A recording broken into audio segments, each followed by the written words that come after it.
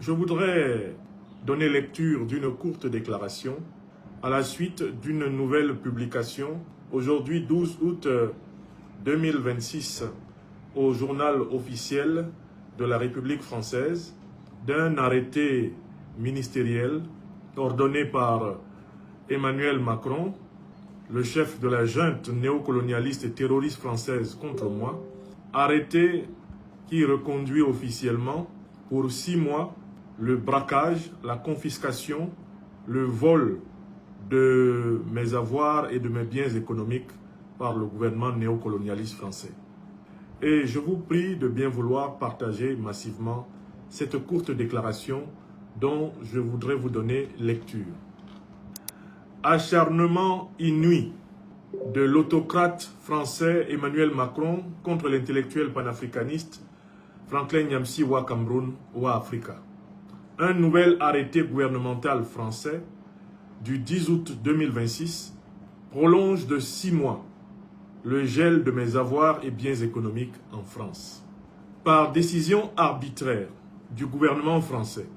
un nouvel arrêté des ministres de l'Intérieur et des Finances de l'autocrate français Emmanuel Macron,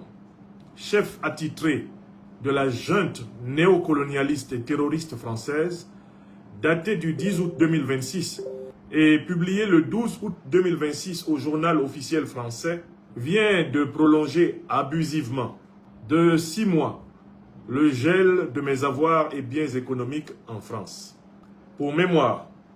j'ai régulièrement travaillé et constitué à la sueur de mon front, avec ma famille, un patrimoine en France depuis le mois de juillet 2000, date de mon arrivée dans ce pays pour des études doctorales et la poursuite d'une carrière d'enseignant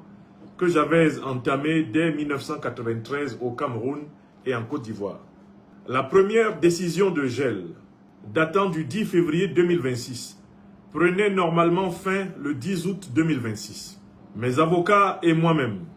avons régulièrement démontré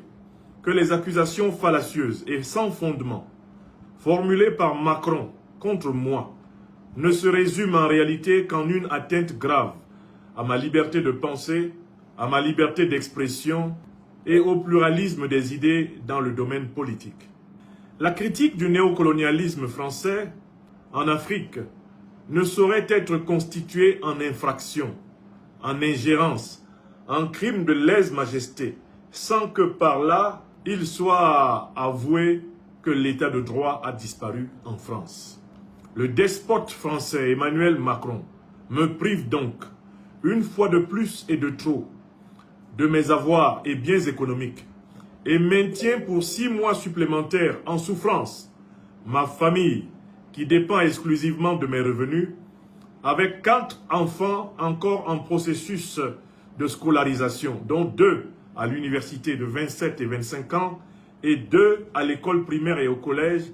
de 14 ans et 7 ans. Si Emmanuel Macron savait quelle responsabilité incombe en réalité à un père de famille, il ne se permettrait jamais l'indignité à laquelle il se résout aujourd'hui contre un intellectuel engagé pour la souveraineté de l'Afrique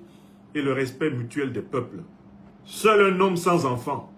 seul un homme sans cœur peut aisément se permettre une telle cruauté délibérée. Voici en effet 5 ans que le régime d'Emmanuel Macron s'est mis à mes trousses, à compter de mai 2021, au motif que mes critiques du néocolonialisme français, qui datent pourtant de ma 18e année au monde, j'en ai 54, portent atteinte aux intérêts vitaux, prétend-il, à la sauvegarde de la population, à la défense et à la diplomatie française, alors même que les faits criminels que je reproche à la politique africaine de la France sont tangibles et indiscutables. Crimes négriers,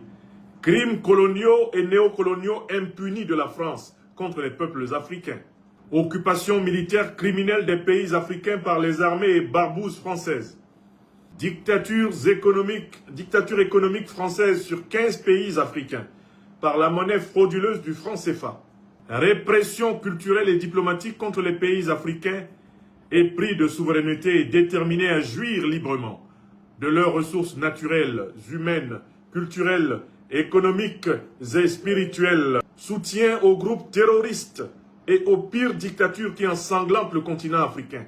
Ces faits sont documentés, avérés, irréfragables.